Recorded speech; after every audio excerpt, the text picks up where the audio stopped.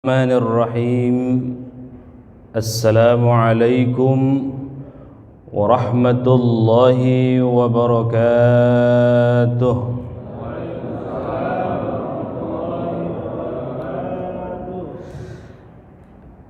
بسم الله والحمد لله والصلاة والسلام على رسول الله وعلى آله وصحبه ومن تبعه ومن والاه. إلهي أنت مقصودي ورضاك مطلوبي، أعطني محبتك ومعرفتك. قالوا سبحانك لا علم لنا إلا ما علمتنا إنك أنت العليم الحكيم. أما بعد، وقال الله تعالى في القرآن الكريم: أعوذ بالله من الشيطان الرجيم.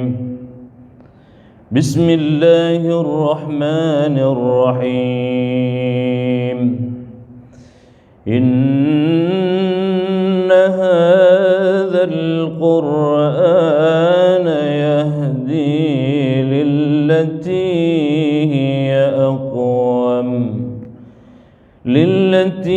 هي أقوم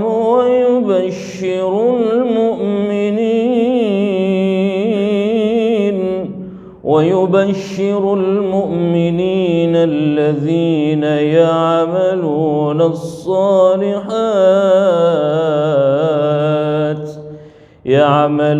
الصالحات أن لهم أجرا كبيرا. صدق الله العظيم وصدق رسول الله الكريم، ونحن على ذلك من الشاهدين والشاكرين والحمد لله رب العالمين. Hadirin hadirat jamaah kuliah subuh Masjid Al-Barakah, Masjid Jami' Al-Barakah yang dimuliakan Allah Subhanahu wa taala. Pada pertemuan-pertemuan sebelumnya kita sudah mengulas tafsir teologis, tafsir tentang ilmu kalam.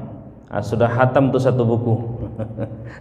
Tinggal dilihat lagi di channel Facebook ya. Channel Facebook Masjid Jami' Al-Barakah, media Al-Barakah. YouTube-nya Mas M J AB TV. Yang belum subscribe. Ibu bapak sekalian yang dimuliakan Allah Subhanahu wa taala, pagi hari ini kita memulai dengan kajian yang baru, kajian Islam kontemporer. Bukunya yang saya tampilkan ini, silakan yang mau memiliki nanti boleh melalui saya atau searching ke Google Book, nanti akan tampil buku saya dan harganya ya.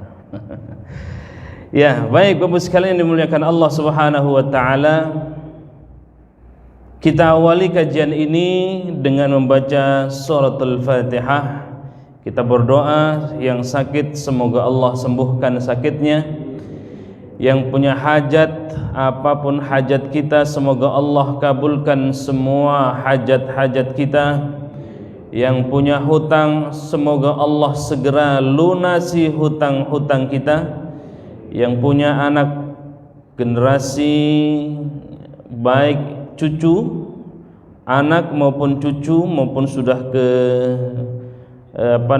cicit ya, semoga mereka menjadi generasi Qur'ani, generasi yang salehah. Dan jangan lupa kita terus berdoa, semoga terus diminta kepada Allah, terus diistiqomahkan dalam ketaatan kepada Allah Subhanahu wa taala. Dan di akhir dari kehidupan kita bermohon semoga diberikan husnul khatimah على هذه النية ولكل نية صالحة ولحضرة النبي المصطفى شيء لله لهم الفاتحة.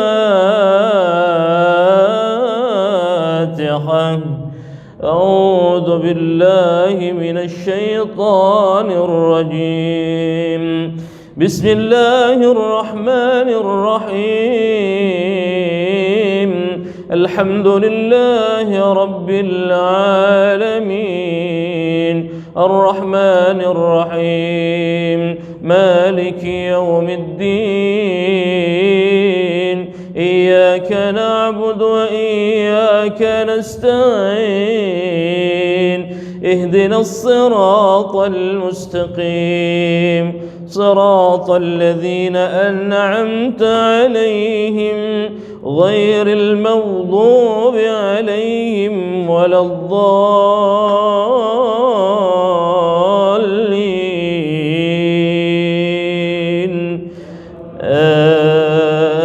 Amin. Ini cover bukunya Bapak sekalian. Ini salah satu atau kajian pertama kita akan membahas tentang munasabah Al-Qur'an. Ya. Saya kasih pendahuluan.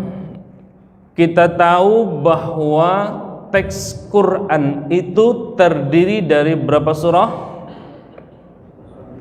114 surah. Berapa juz? 30 juz Al-Quran. Berapa ayat? 6.000 berapa? 6.666. Ada yang lain? 326. Wah, kurangnya banyak gitu. Ada yang mengatakan 636. Ada tadi yang berseloroh 6666. Ada lagi? Ada 63. Biar sampai ke belakang insyaallah 1 jam ke depan insyaallah ya kita akan bahas. Surah yang pertama kali turun surah apa? Surah Al-Alaq. Sudah dari kita SD, kita zaman ngaji di guru Abatasa, itu sudah diajarkan bahwa surah yang pertama kali turun adalah surah Al-Alaq. Di mana? Di Jabal Nur, di Gua Hira, ya, di Gua Hira. Lalu surah yang terakhir turun, ambil saja yang masyhur karena ada beberapa pendapat. Yang masyhur di antaranya surah Al-Maidah. Al-yawma akmaltu lakum dinakum wa atmamtu alaikum ni'mati wa raditu lakumul Islam madina. Ya. Pertanyaannya, surah yang masyhur dan para ulama sepakat bahwa surah yang pertama turun adalah surah Al-Alaq. Betul? Tidak ada yang berselisih, semuanya bersepakat.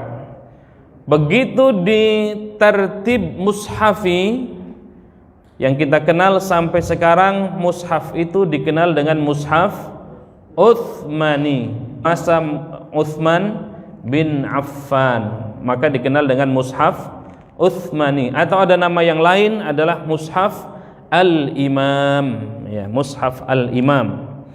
Nah, kembali ke pertanyaan tadi, kita sudah tahu bahwa surah yang pertama kali turun adalah surah Al-Alaq. Begitu kita buka mushaf, surah yang pertama surah Al-Fatihah. Kenapa demikian? Ada yang tahu? Itu yang akan kita bahas insyaallah. Saya menerbitkan buku namanya Diskursus Munasabah Al-Quran. Itu menjadi disertasi S3 saya. Itu menjawab keraguan yang model itu, karena menjadi pintu masuk bagi para orientalis untuk mengkritisi Al-Quran. Nah, kira-kira. Maka karena mereka kajiannya ilmiah, maka kita juga harus ilmiah lagi. Nah, ini salah satu kajian dari buku Kajian Islam Kontemporer Jadi ada banyak kajian, ada tentang hukum waris, perspektif gender, ada 12 pembahasan di buku studi Islam, kajian Islam kontemporer ini. Insyaallah kita akan bahas, ya kalau 12 pertemuan berarti setahun ini ya. Setahun insyaallah. Nanti akan kita ringkas-ringkas saja. Baik, Bapak sekalian dimuliakan Allah Subhanahu wa taala. Kita mulai dari slide pertama. Al-Quran itu fungsinya sebagai kitab hidayah, ya, kitab hidayah, kitab petunjuk. Ayatnya jelas di ayat 185 surah Al-Baqarah. A'udzu billahi minasy syaithanir rajim. Syahrul Ramadan alladzi unzila fihi al-Qur'an hudan lin-nasi wa bayyinatin minal huda wal furqan. Ya, jadi Quran itu kitab hidayah, kitab petunjuk. Kalau ada yang begitu mendengarkan ayat-ayat Al-Quran, lantunan-lantunan Al-Quran, kemudian tersentuh wajilat qulubuhum, hatinya bergetar, berarti hatinya masih ada nur Quran, ya, ada nur iman. Wa idza tuliyat alaihim ayatuh zadatuhum imana, bergetar hatinya, ya. Jadi dari 14 abad yang lalu Quran itu turun sampai hari ini, fungsi Quran sebagai kitab hidayah. Jadi kalau ada yang belajar Quran tetapi justru bukan untuk mendapatkan hidayah dari Quran, berarti ada yang salah. Ya, untuk mengkritisi, untuk membedah saja, tidak mendapatkan hidayah dari Allah, maka itu tidak benar berarti, atau kurang tepat, ya. Maka teks Quran itu berfungsi sebagai kitab hidayah. Untuk siapa hidayahnya? Masya Allah, Bapak sekalian dimuliakan Allah Subhanahu wa taala, teks Qurannya hudal linnas, ya. Memang di teks Quran surah Al-Baqarah ayat 2 itu secara spesifik, Dzalikal kitab la raiba fihi hudan lil muttaqin. Petunjuk Quran itu khusus untuk orang-orang yang bertakwa. Tetapi di teks yang lain, tadi sudah kita bacakan 185 surah Al-Baqarah, bukan khusus secara spesifik hudal lil muttaqin, tetapi hudal linnas wa bayyinatin minal huda wal furqan. Petunjuk Al-Quran itu tidak segelondongan khusus untuk orang-orang yang beriman saja. Petunjuk Al-Quran itu untuk sekalian manusia, siapapun dia, apapun agamanya, dia berhak mendapatkan hidayah dari Al-Quran. Siapa yang tidak kenal dengan Umar bin Khattab, ya, Masya Allah, itu konon setan aja takut sama Umar bin Khattab itu. Paling sadis, paling sangar. Mungkin kalau sekarang itu bandit kelas kakap gitu. Dulu sebelum masuk Islam. Kalau berseberangan dengan beliau main tebas saja itu. Itu Umar bin Khattab. Tahu nggak kenapa beliau masuk Islam? Terketuk dengan hidayah Quran. Dulu Rasulullah Shallallahu Alaihi Wasallam itu dicari-cari, pengen dibunuh. Siapa itu Muhammad membawa agama baru? Kira-kira begitu.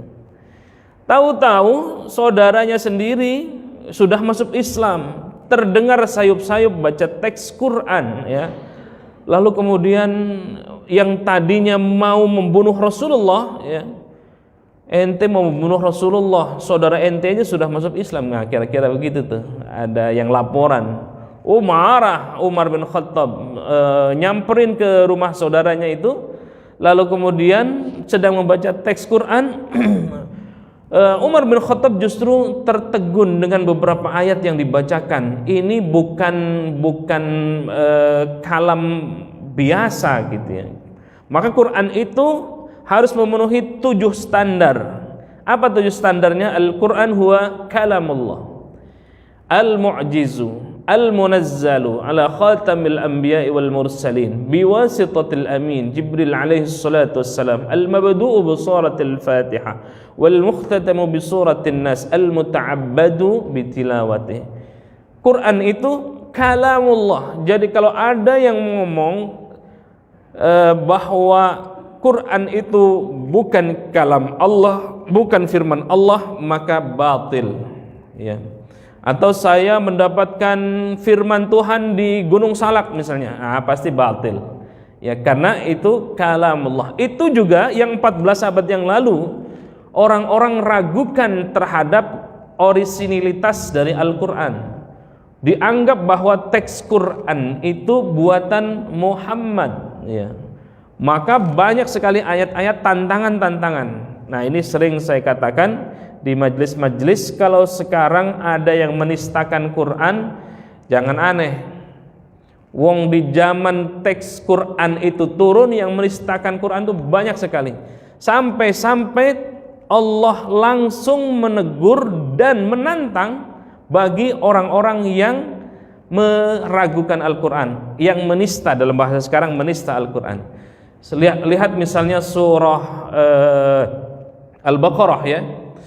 Wa in kuntum fi raibin mimma nazzalna ala abdina fa'tu bi suratin min mithlihi. Wa in kuntum fi raibin mimma nazzalna ala abdina. Kalau ada, kata Allah, masih ada orang-orang yang menista, masih ada orang-orang yang meragukan Al-Quran, mimma nazzalna ala abdina, yang kami turunkan kepada hamba kami, kepada Rasulullah sallallahu alaihi wasallam, Allah menantang, fa'tu bi suratim mim mithlih, silakan datangkan yang enggak usah banyak-banyak, fa'tu bi suratim, satu surah saja, mim mithlih, satu surah yang sama dengan teks Quran.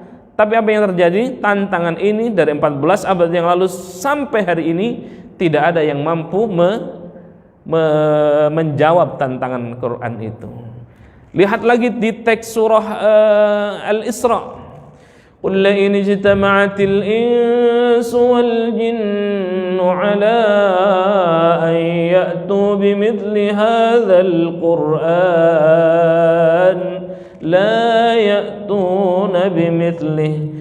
Kalau masih ada yang meragukan, mungkin kalau manusia sendiri nggak bisa, Allah tantang, qul, katakan, sampaikan wahai Muhammad, kata Allah, in istama'atil insu wal jinnu, silakan kalian bersekutu, bukan hanya berkumpul, berkongres ya, bermusyawarah untuk bersekutu membuat Al-Quran.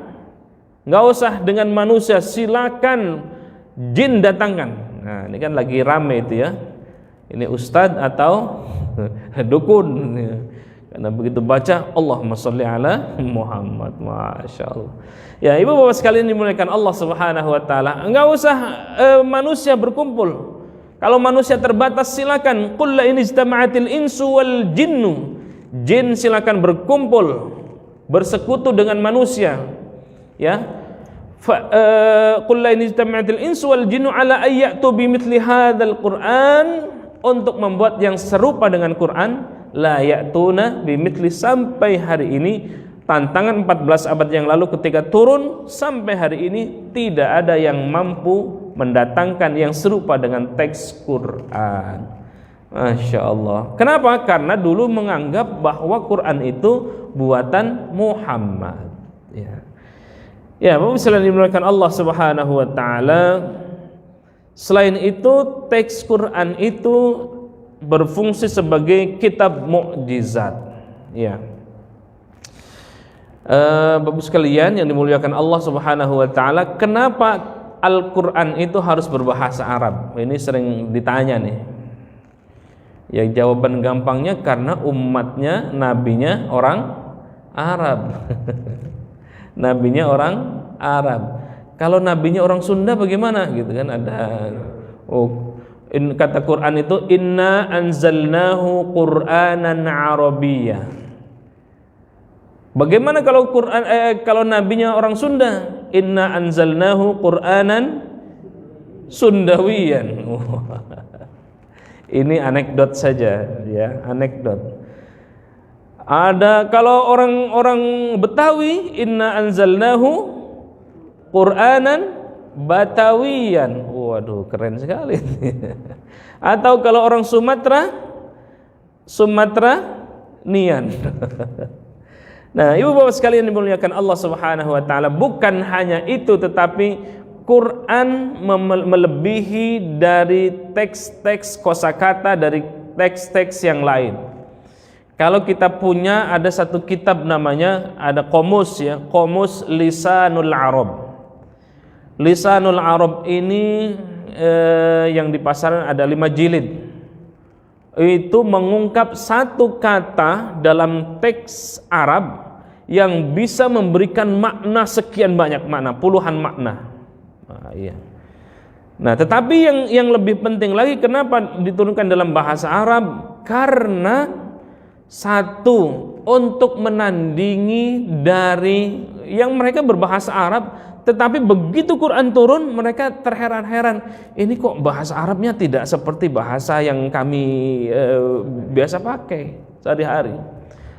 Bayangkan misalnya ada satu huruf saja jadi ayat, jadi teks. Nun, apa artinya nun? Yasin, Hamim, Kaf, Ha Ya Ain Shad, Qaf. Satu huruf doang. Ini yang membuat mereka terheran-heran sekaligus kagum terhadap teks Quran. Jadi fungsi Quran itu turun menjawab tantangan kepada mereka. Ya. Dulu itu kalau mereka tidak ahli sihir, mereka pasti ahli syair. Maka sayembara sastra-sastra itu sudah berkembang ketika itu. Sebelum Islam datang yang dibawa oleh Nabi Muhammad SAW itu perlombaan sastra itu sudah berkembang. Maka siapa yang sastranya lebih bagus ya disayembarakan, maka juara-juaranya itu teks sastranya itu digantung di dinding-dinding Ka'bah. Itu saking mulianya itu. Maka teks Quran atau Quran itu turun untuk menandingi sastra-sastra mereka. Qaf, Alif Lam Mim, Yasin. Nah, mereka ini apa? Tidak kami pernah dapatkan ini teks begini gitu ya. Sehingga kalau yang terketuk hatinya, yang dapatkan hidayah, kemudian pengen tahu, pengen belajar, masuk Islam. Tapi yang hatinya membatu, bukan mereka sesungguhnya tidak menerima ajaran Al-Quran, menerima ajaran yang dibawa oleh Nabi Muhammad SAW, tetapi karena kesombongan di dalam dirinya dan khawatir tahta kerajaannya akan sirna ya, akan hilang ya. Jadi karena itu sesungguhnya mereka tidak mau, maka mereka dikenal sebagai masa jahiliyah. Jahiliyah bukan secara ilmunya, karena Masya Allah peradaban saat itu sudah maju, tetapi jahilnya dari sisi akidah, tidak mau mengakui. Abu Jahal, Abu Lahab dan abu-abu yang lain, mungkin Abu Janda juga masuk di situ kali ya. Itu sesungguhnya mereka yakin bahwa ini ajaran yang benar, tapi karena kesombongan ya, Tapi karena kalau aku mengakui sebagai apa yang dibawa oleh Muhammad, maka apa kata pengikut-pengikutku, kita kira-kira begitu. Apa tanggapan dari masyarakat kabilah-kabilah? Kalau dulu kan kabilah-kabilah itu kuat ya. Maka inna khalaqnakum teks syu'uban wa qabaila syu'ub. Jadi kabilah-kabilah itu luar biasa bercokol. Ada kabilah misalnya Sundawian, orang Sunda semua ngumpul di situ kali ya. Ada Batakia, warga Batak semua, ada Aceh semua, ada Jawa semua. Begitupun zaman dulu kira-kira ya, bercokol semua itu ras-ras itu. Maka Islam melibas semua itu.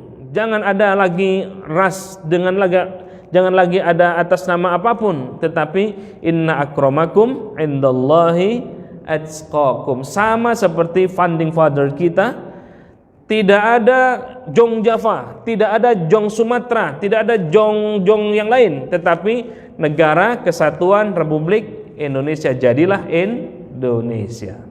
Nah, begitu. Bapak sekalian dimuliakan Allah Subhanahu wa taala. Yang kedua, Al-Qur'an itu adalah wahyu ilahi, bernilai nilai-nilai universal kemanusiaan. Jadi dalam teks Quran itu merangkum semua apa yang ada. Bukan hanya petunjuk, bukan hanya untuk sekelompok manusia, tetapi untuk hudal linnas. Atau di teks yang lain, wa ma arsalnaka illa rahmatan lil alamin. Jadi rahmatnya itu bukan hanya untuk sekelompok kita saja, tetapi semua alam jagat raya ini. Nah, Bapak Allah Subhanahu wa taala, Al-Qur'an itu tadi kitab mukjizat. Al-Qur'an huwa kalamullah al-mu'jizu, ya, mukjizat, bernilai mukjizat. Nah, mukjizat itu ada dua, Bapak sekalian, ada yang hissiyah, ada yang maknawiyah. Yang hissiyah itu yang sudah pernah terjadi pada masa lampau dan kita tidak bisa lagi merasakan bagaimana kemukjizatan seperti mukjizat yang diberikan oleh Allah kepada nabi-nabi terdahulu. Ada mukjizatnya Nabi Musa. Apa mukjizatnya? Yang paling populer adalah tongkatnya menjadi ular, ya. Ada sekarang yang punya tongkat dilempar jadi ular? Bisa merasakan? Bisa lagi saat ini? Tidak bisa. Kenapa? Karena mukjizatnya hissiyah, khusus untuk Nabiullah Musa dan umatnya ketika itu, ya. Itu namanya hissiyah, ya. Ada lagi mukjizatnya Nabi Ibrahim. Apa mukjizat yang terbesar Nabi Ibrahim? Tidak mampu dibakar. Mau tahu amalannya? Amalannya ada tuh di dalam Quran tuh. Apa amalannya?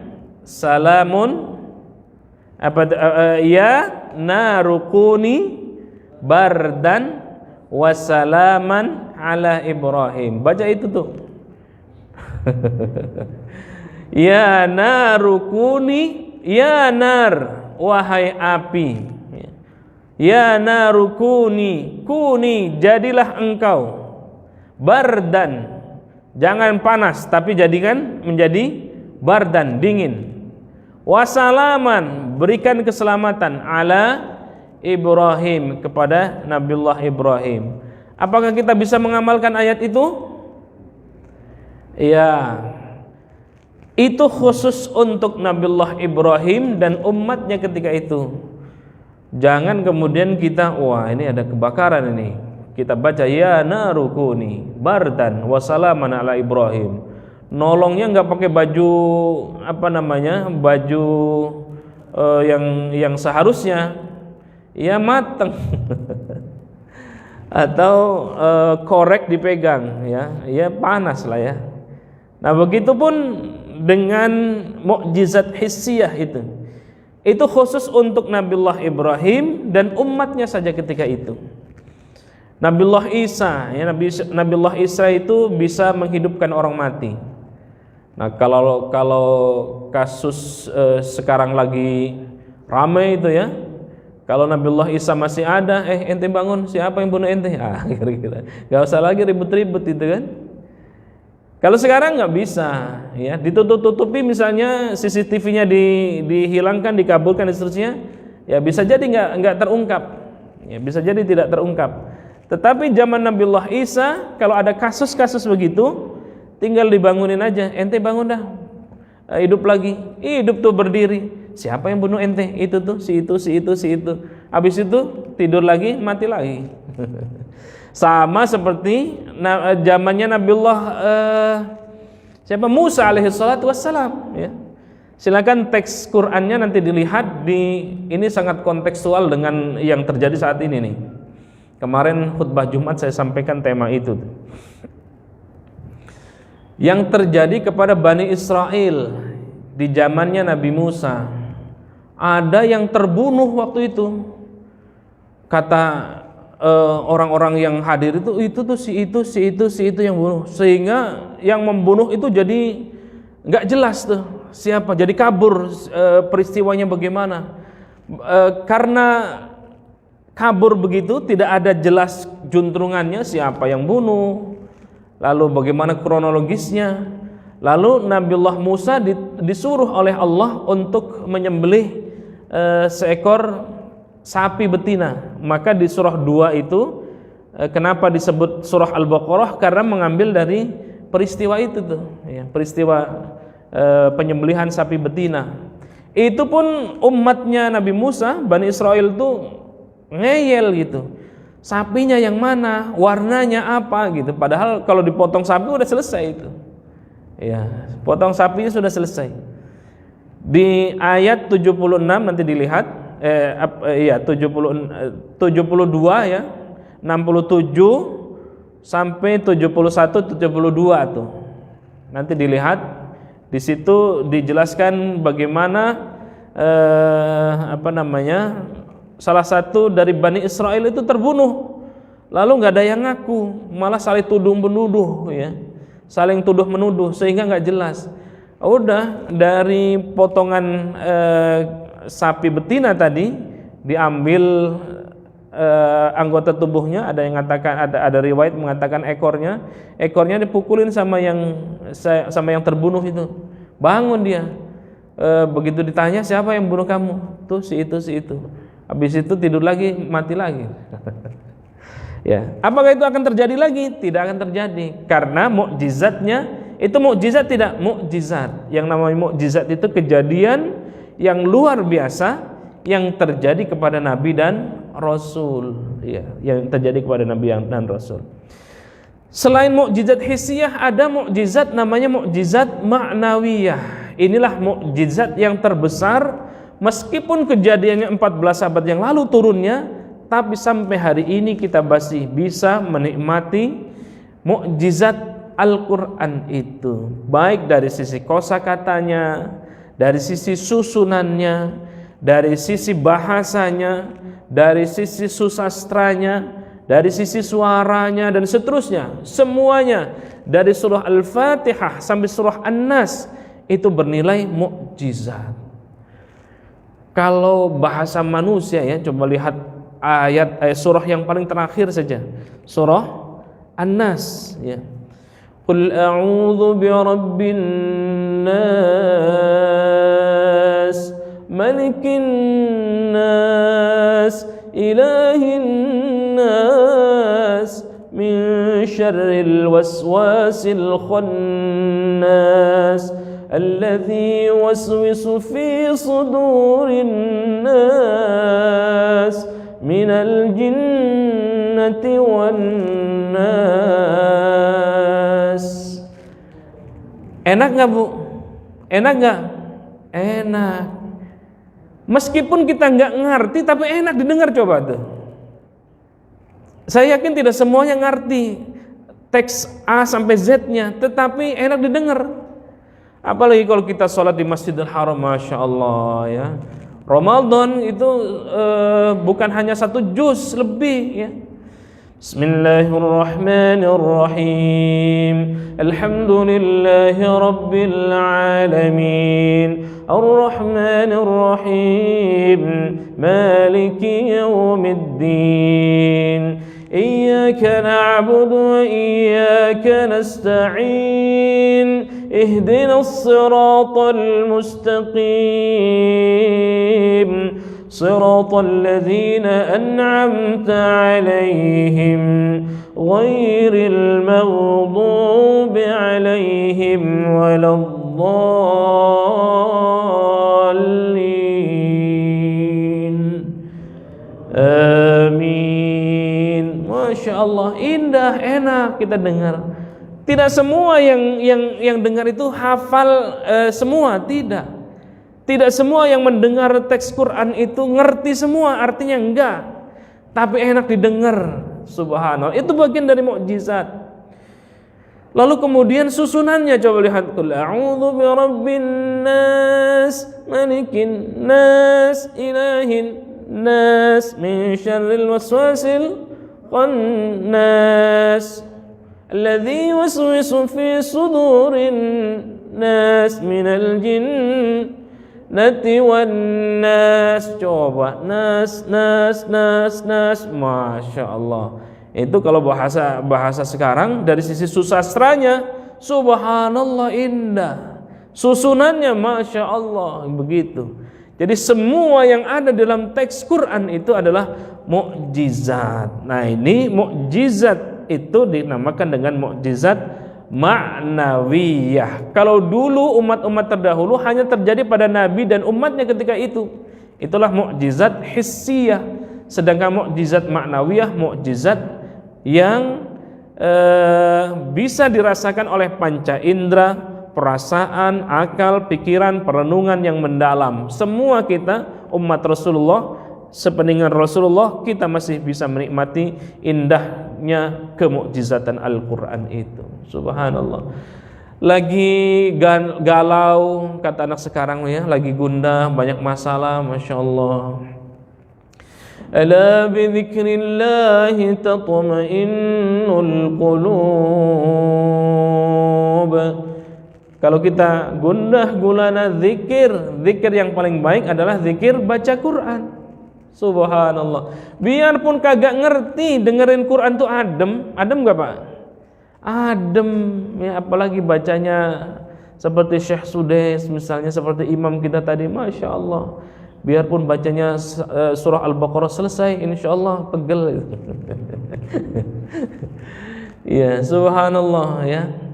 Enak karena teks Quran, karena itu adalah kalamullah, bukan buatan-buatan kita. Dulu ada nabi namanya Musailamah. Maka Musailamah itu dikenal dengan Al-Kadzab. Musailamah ini dia yang mengaku nabi. Dulunya tokoh muslim itu Pak, tokoh Islam itu Musailamah itu.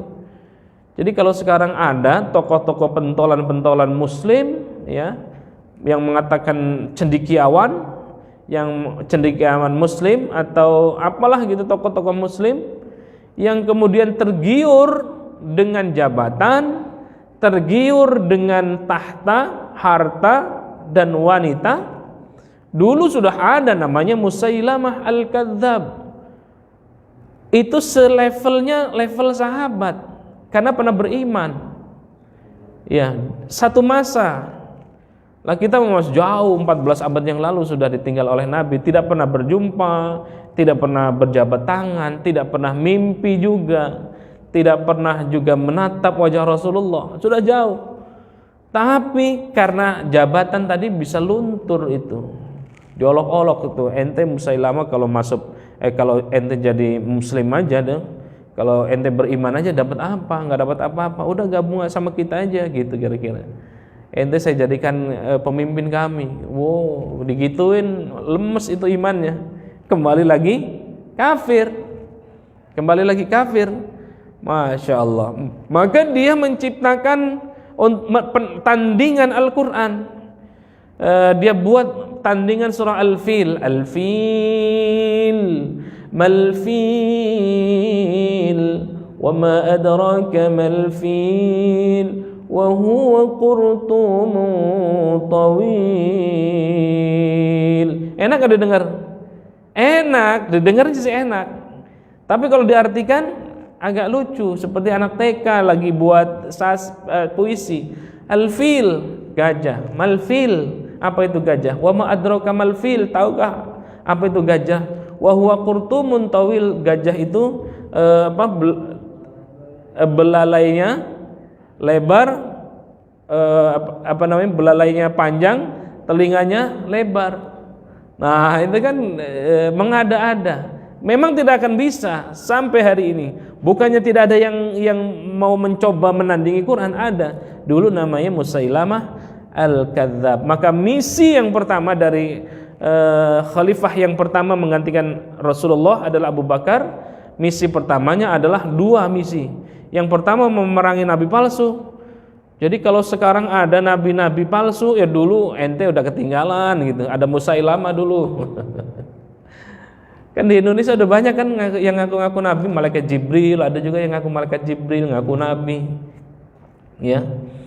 Ada Musailamah dulu, Musailamah Al-Kadzab. Maka misi dari Abu Bakar memerangi nabi-nabi palsu. Yang kedua memerangi orang yang tidak membayar zakat. Jadi kalau hari ini ada yang enggan membayar zakat, dulu 14 abad yang lalu sepeninggal Nabi itu pada berbelot. Karena dianggap bahwa zakatnya itu dikasihkan untuk Rasulullah dan kepentingan-kepentingan tertentu saja. Tidak, itu adalah perintah Allah Subhanahu wa taala. Kita lanjutkan ya Bapak sekalian. Nah, kajian kita ini tentang munasabah, nasaba yunasibu munasabatan. Yang namanya munasabah itu bermakna qariban. Qarib itu artinya dekat. Misal, menyerupai, ya. Atau ada juga mendekatkan, menyesuaikan, ya. Ada juga kalau Jalaluddin As-Suyuti memberikan arti berarti hubungan, pertalian, pertautan, persesuaian, kecocokan, kepantasan. Jadi kenapa ilmu ini penting? Karena Allah berfirman dari susunan kata, susunan kalimat, susunan ayat berganti ke ayat, dari ayat ke ayat, ya. Bahkan bukan hanya kata, bukan hanya kalimat, tetapi per huruf itu memiliki makna yang harus diungkap, ya. Maka ilmu munasabah itu untuk mengungkap itu. Kenapa setelah Bismillahirrahmanirrahim ada Alhamdulillahirabbil alamin? Kenapa setelah Alhamdulillahirabbil alamin Ar-Rahmanirrahim? Kenapa Ar-Rahmanirrahim padahal sudah di atasnya Bismillahirrahmanirrahim? Kenapa ada lagi Ar-Rahmanirrahim? Kenapa setelah Ar-Rahmanirrahim ada Maliki Yaumiddin dan seterusnya dan seterusnya? Nah, itu ilmu munasabah itu terkait dengan itu. Ini penggagas pertamanya adalah Abu Bakar Abu Al-Qasim An-Naisaburi yang wafat 324 Hijriah, ya. Jadi dalam halaqah-halaqah begini murid-murid itu pada masing-masing baca Quran. Kok ayat ini berkaitan dengan ayat ini, ya? Ayat ini berkaitan dengan ayat ini, ayat ini berkaitan dengan ayat ini. Maka muncullah ilmu munasabah yang digagas oleh Abu Bakar Abu Al-Qasim An-Naisaburi, ya. Dari mana siapa saja yang tokoh-tokohnya yang menggunakan pendekatan ilmu munasabah? Nah, itu banyak sekali. Di antaranya yang saya sebutkan di sini ada 8. Ada At-Tabari, punya karya tafsir At-Tabari. Ada An-Naisaburi, ada Ar-Razi, punya karya Mafatihul Ghaib. Ada Al-Gharnati, ya, ada Ahmad bin Ibrahim Az-Zubair, punya karya Al-Burhan fi munasabat tartib suwaril Quran. Ada Al-Biqai, punya karya namanya Nadmud Durar fi tanasubil ayati was suwar. Ada As-Suyuti, punya karya Tanasuk Ad-Durar fi tanasubis suwar. Ada Al-Mursi, punya karya Nahrun Najat fi bayani munasabat Ummul Kitab dan seterusnya dan seterusnya. Jadi banyak ulama-ulama yang menggunakan pendekatan ilmu munasabah ini. Masih cukup 5-10 menit lagi? Siap, baik, kita lanjut. Nah, di sini yang tadi saya sampaikan di muqaddimah itu, kenapa menjadi penting ya? Karena terkait yang namanya munasabah itu terkait dengan dua pendekatan sebenarnya. Yang pertama tentang tartibus suwar, tartib itu runtutan surah. Yang kedua tartibul ayat, susunan ayat, ya, susunan Al-Qur'an. Kata para ulama ada dua pendapat ini yang paling masyhur. Yang pertama ijtihadi, yang pertama tauqifi, dan yang kedua adalah ijtihadi. Tauqifi itu sudah dari sananya, Nabi sudah ngomong begitu. Tetapi yang kedua adalah ijtihadi, berdasarkan ijtihad para ulama yang ketika itu ditugaskan menjadi tim perumus pembukuan atau kodifikasi Al-Quran. Siapa ketuanya? Zaid bin Thabit ya. Tauqif itu gini, apakah semua surah itu diberikan nama oleh Nabi?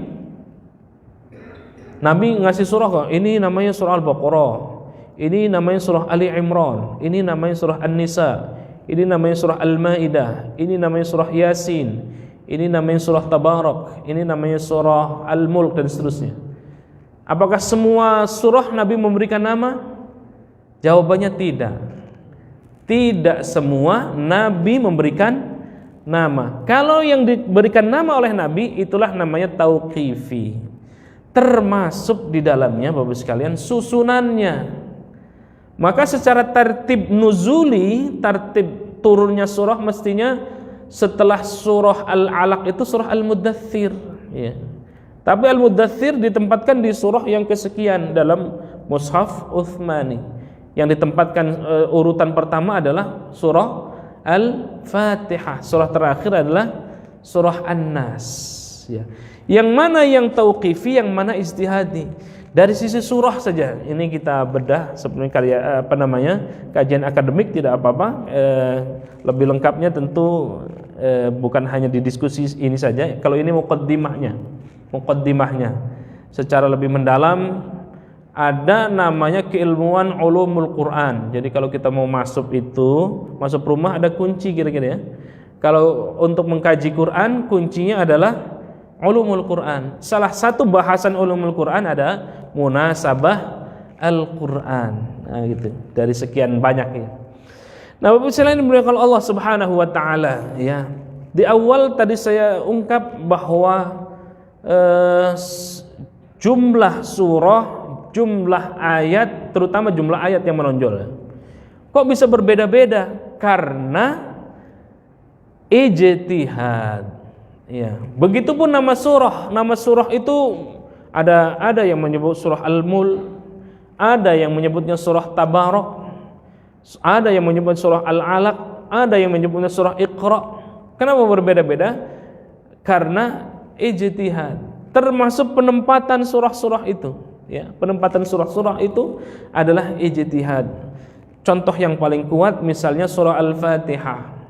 Surah Al-Fatihah berapa ayat Bapak sekalian? 7. Kalau saya katakan 6 boleh?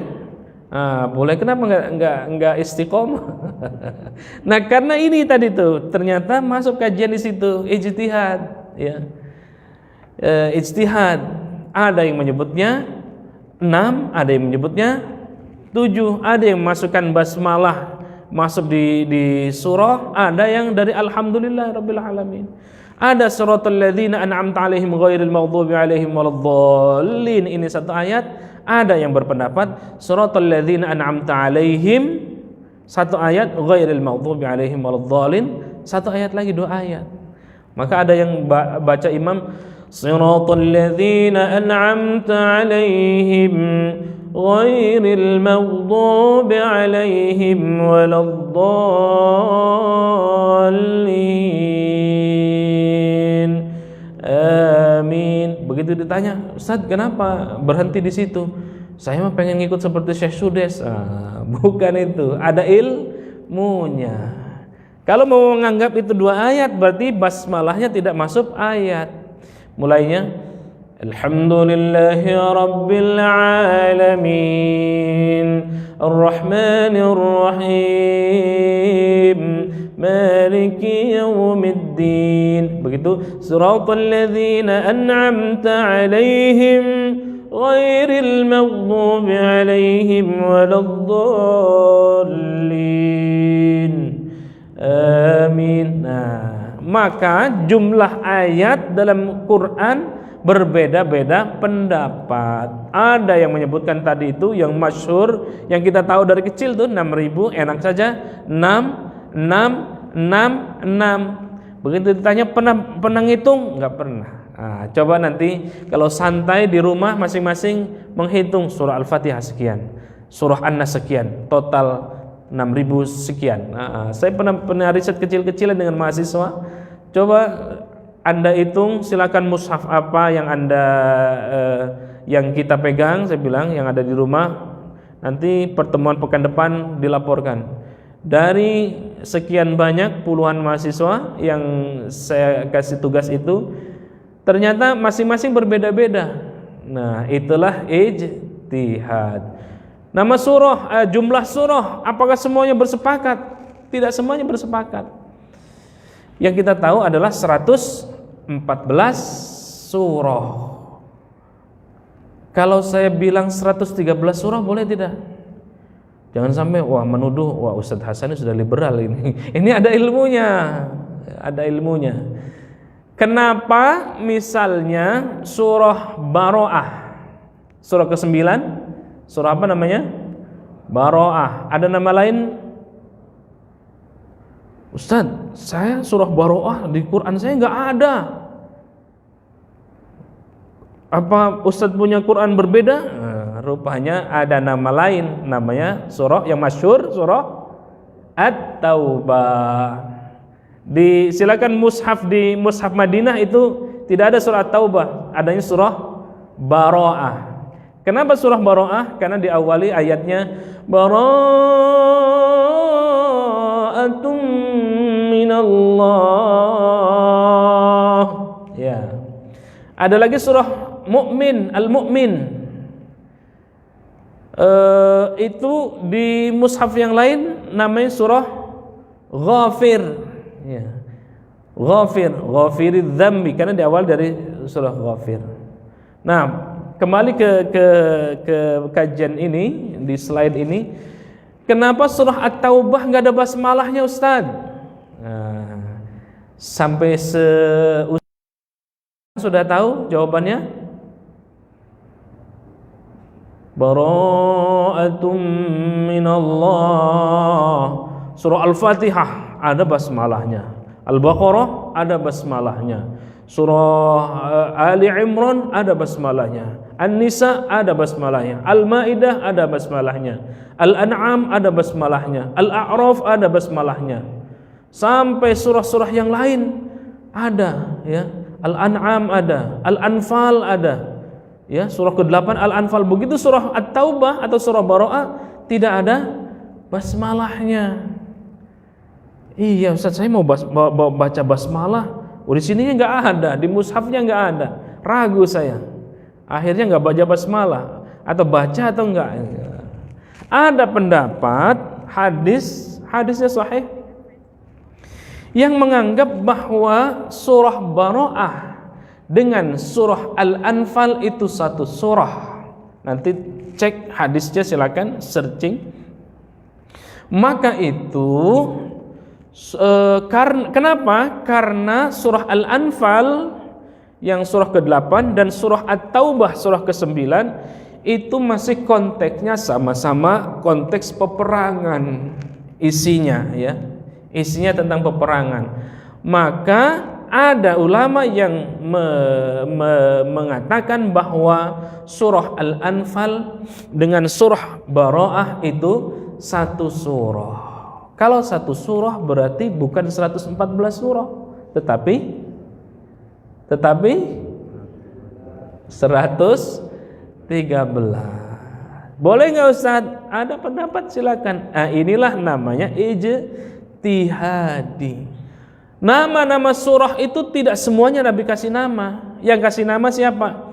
Para ulama-ulama kita, para kodifikasi ulama-ulama yang atau sahabat-sahabat Nabi yang masuk dalam tim perumus kodifikasi Al-Quran, pembukuan Al-Quran.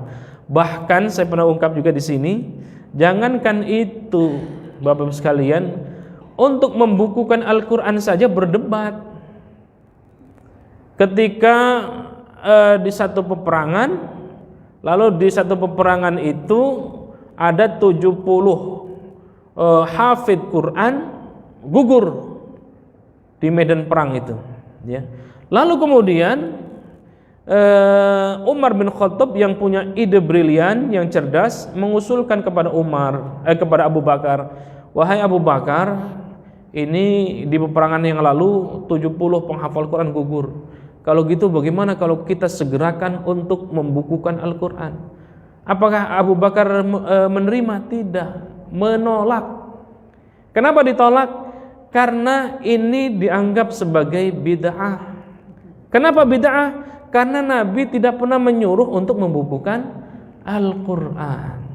Oh, berdebat panjang itu, berdebat panjang. Nggak mau kata kata Abu Bakar, ini bid'ah. Nabi nggak pernah menyuruh. Sampai akhir hayatnya, tolong Umar, tolong Abu Bakar, buat itu Al-Quran menjadi buku. Dulunya di mana? Masih berserakan, namanya suhuf-suhuf, lembaran-lembaran. Ada yang tersimpan di pelepah kurma, ada yang tertulis di batu, ada di media tulang dan seterusnya. Dan itu masih dipegang oleh kabilah-kabilah itu.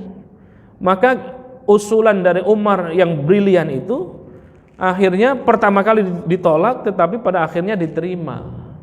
Ya, pada masa Abu Bakar masih gagasan, Umar masih gagasan, eksekutornya pada masa Utsman bin Affan. Itu pun ada suhuf-suhuf yang tidak terakomodir.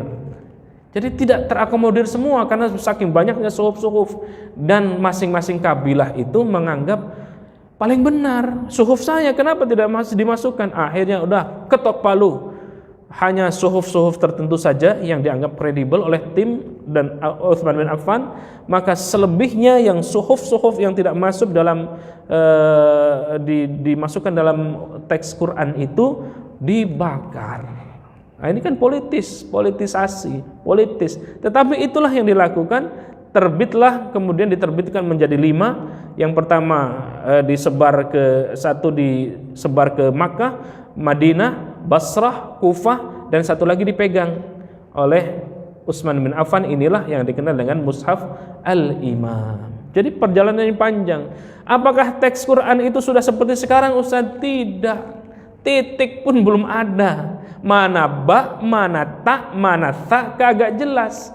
Yang membuat itu siapa? Namanya Abul Aswad Ad-Duali. Oh, kalau begini titik di bawah ba, kalau titik di atas satu nun. Itu baru belakangan setelah Khalifah Umar, setelah Khalifah Abu Bakar, setelah Khalifah Utsman, pada masa Khalifah Ali. Terus penyempurnaan, Masya Allah, ya.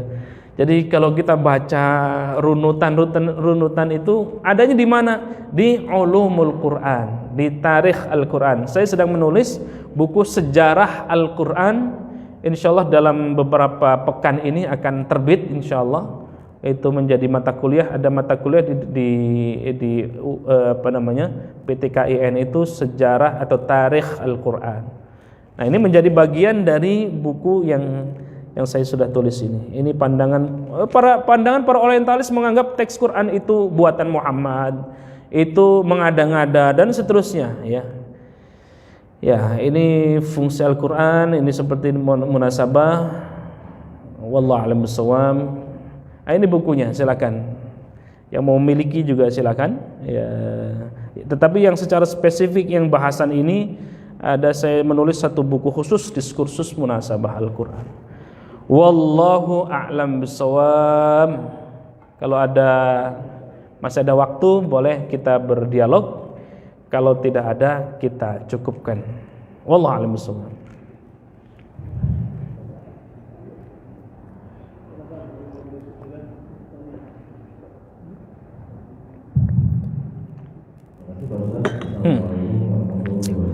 Waalaikumsalam.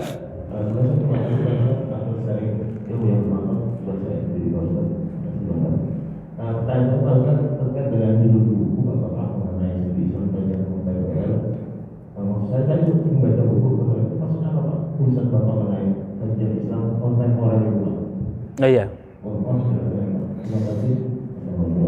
Salam. Ada yang lain? Ya, ada. Silakan. Waalaikumsalam.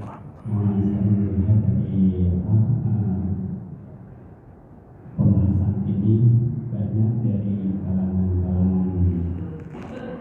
Islam itu banyak dalam perdebatan. Tadi dikatakan bahwa Al-Quran itu adalah tidak ada keraguan, terus dijaga oleh Allah.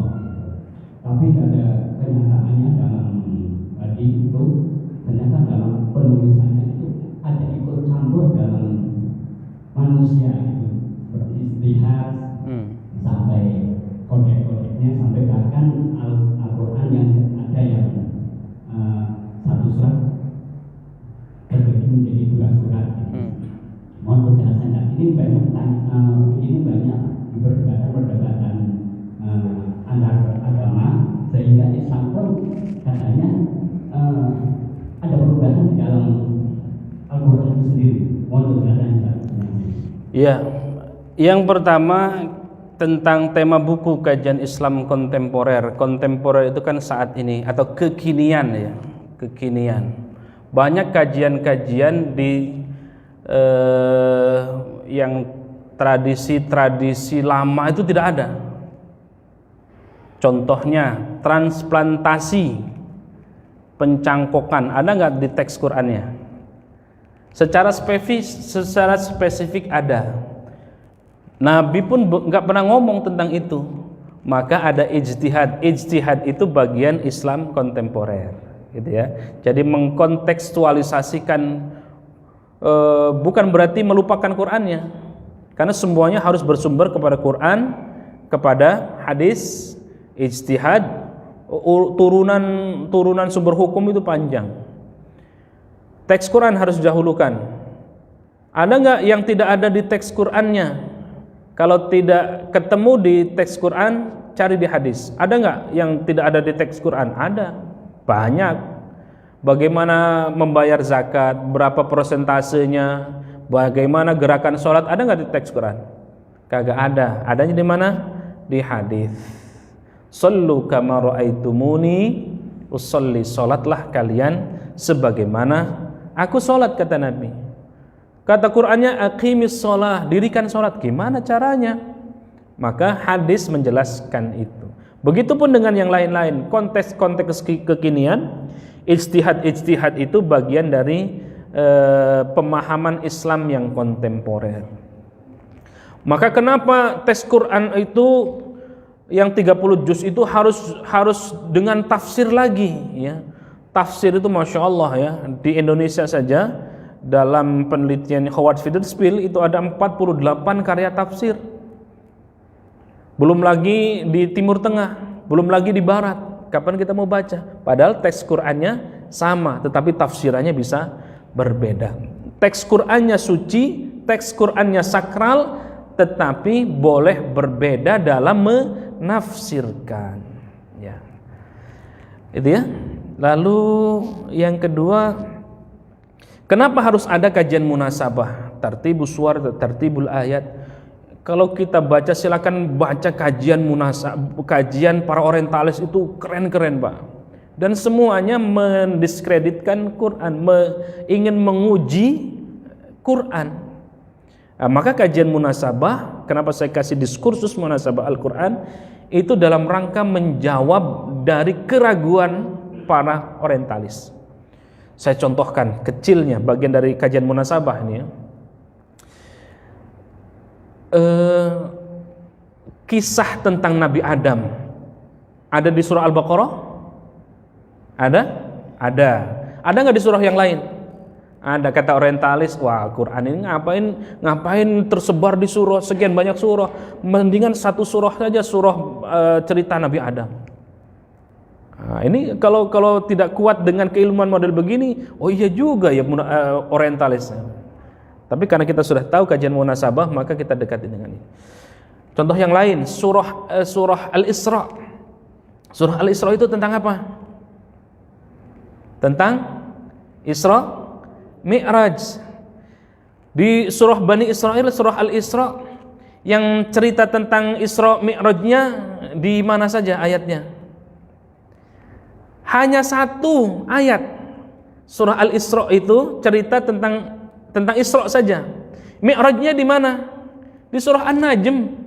Kenapa judulnya surah Al-Isra Bani Israel, cerita tentang Isra Mi'raj? Kenapa di ayat berikutnya tidak terkait dengan Isra Mi'raj? Kata para orientalis. Saya contohkan. Subhanalladzi asra bi'abdihi lailan minal masjidil haram ilal masjidil aqsa alladzi barakna hawlahu linuriyahu min ayatina innahu huwas sami'ul basir. Masih terkait dengan Isra Mi'raj? Masih. Subhanalladzi, maha suci Allah, alladzi asra bi'abdihi lailam, yang telah memperjalankan pada malam hari. Terus ayat yang keduanya, wa ataina Musal kitaba wa ja'alnahu hudan li bani Israil alla tattakhidhu min duni wakila. Ada terkait dengan Isra Mi'raj? Ayat ketiganya, dzurriyyata man hamalna ma'a Nuh innahu kana 'abdan syakura. Ada ayat terkait dengan Isra Mi'raj? Sepintas tidak ada. Sepintas tidak ada. Maka dibutuhkan ijtihad yang luar biasa untuk menyatukan bahwa ayat-ayat teks Quran itu laksana tali, laksana seperti mutiara yang tidak terputus. Wa ataina Musal kitaba wa ja'alnahu hudan li bani Israil. Cerita tentang Nabi Musa dan Bani Israel. Apa kaitannya dengan Isra Mi'raj? Kita bisa dekati dari pendekatan munasabah. Oh, ketika Mi'raj Nabi ketemu dengan Nabiullah Musa alaihi salatu wassalam. Di mana? Di langit ke-6. Oh iya, terkait ya. Oke. Ayat kedua dapat nih. Ayat yang ketiga, dzurriyyata man hamalna ma'a Nuh innahu kana 'abdan syakura.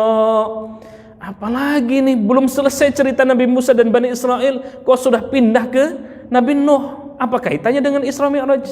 Apa coba? Kalau kita enggak ijtihadnya, itulah para ulama sampai-sampai Al-Biqai, Syekh Ibrahim Al-Biqai punya karya namanya Nadmud Durar fi Tanasubil Ayati Wassuar. Berapa jilid? 24 jilid.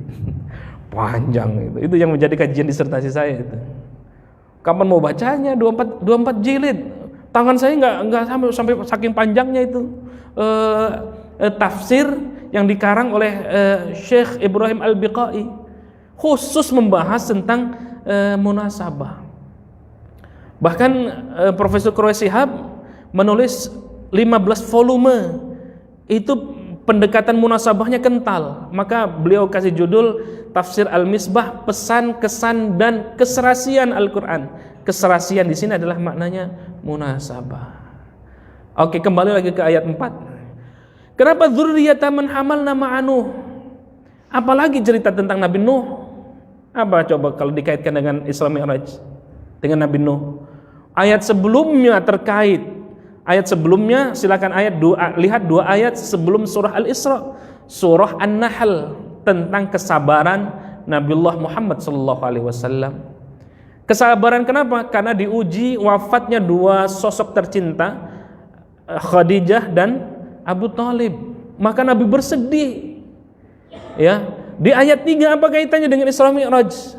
Sebelum Nabi di Isra Mi'rajkan karena Amul Khuzan, maka Nabi di Isra Mi'rajkan. Maka Nabi bersedih.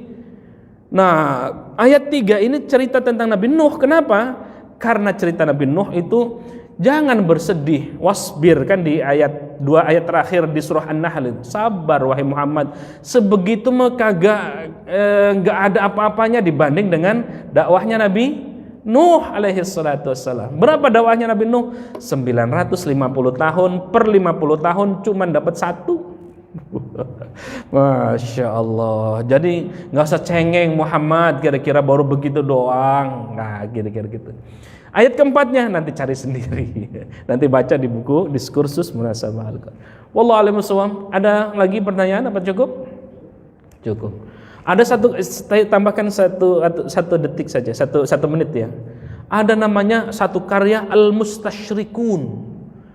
Itu ada kurang lebih 250 atau 200 lebih para orientalis yang mengkaji hadis, mengkaji Quran.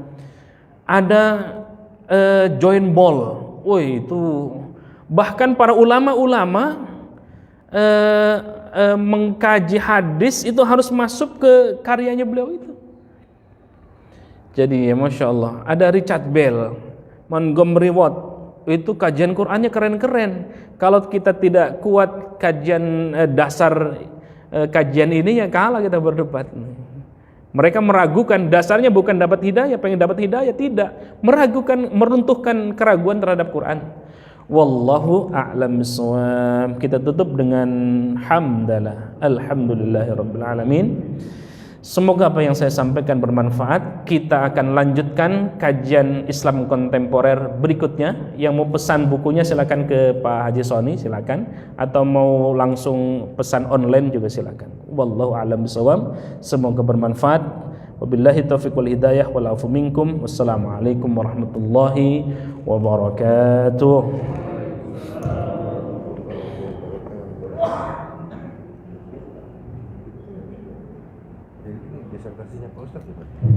Yang diskursus munasabah ya.